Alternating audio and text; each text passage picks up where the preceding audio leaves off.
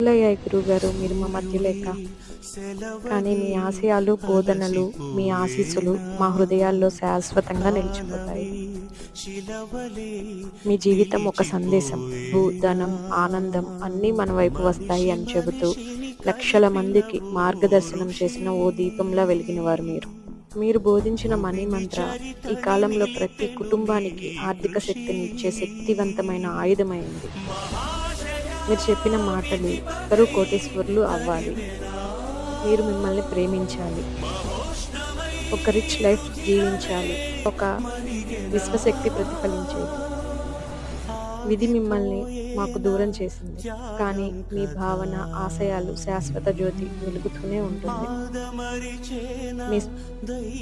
మీ పాదాలకి మా హృదయపూర్వక కృతజ్ఞతలు. మీ స్మృతి ఎప్పటికీ అమరమైనది.